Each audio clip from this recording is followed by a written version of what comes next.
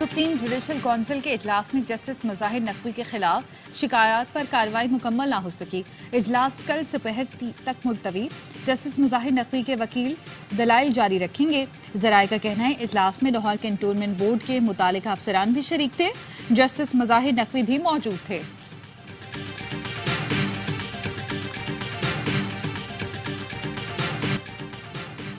Election से पहले नताइज तय कर लिए हैं तो फिर इंतखाबात का क्या फायदा। बुजुर्ग सियासतदान अपनी जद्दोजहद जाया ना करें। मंशूर पर इलेक्शन लड़ें, इंतजामिया के जोर पर ना लड़ें। किसी और का फैसला कबूल नहीं करेंगे। बिलावल भुट्टो जरदारी का नौशहरा में वर्कर्स कन्वेंशन से खिताब। कहा, इलेक्शन साफ और शफाफ ना हुए तो एक वज़ीर आज़म बन जाएगा और दूसरा धांधली का इल्जाम लगाकर धरना शुरू कर देगा।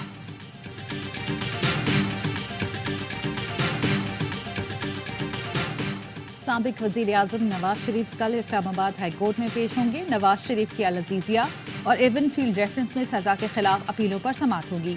नवाज शरीफ की मरी में लीगल टीम से मुशावरत। साबिक सदर आसिफ अली जरदारी भी इस्लामाबाद पहुंच गए। अहम सियासी मुलाकातें करेंगे।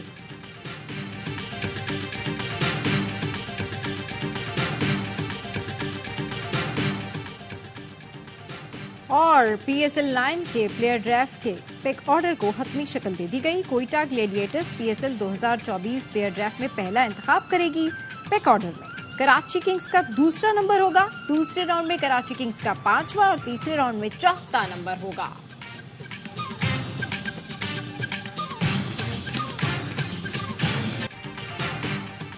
सबसे पहले बाबे ही काम आते हैं और बिलावल भुट्टो को इस वक्त बाबे की सख्त जरूरत है।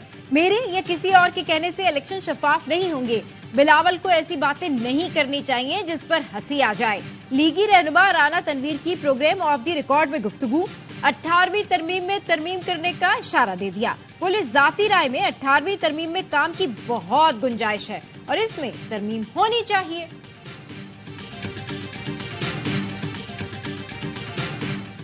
साइफर केस का जेल ट्रायल रोकने के हुक्म में कल सुबह 11 बजे तक तौसी। इस्लामाबाद हाई कोर्ट ने खुसूसी अदालत के जज अबुल हसनात जुल्कनैन की तैनाती का नोटिफिकेशन तलब कर लिया। सिक्योरिटी खदशात से मुतालिक रिपोर्ट्स भी मांगी।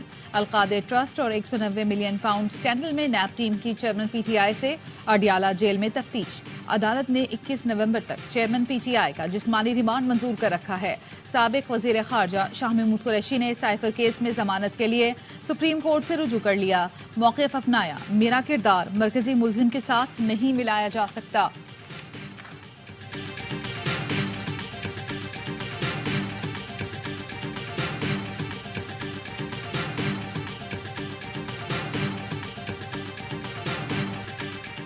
हम गजा में फलस्तीनी बच्चों का होलोकास्ट देख रहे हैं। पेशावर फौजें बच्चों और मासूमों का कत्लेआम नहीं करती।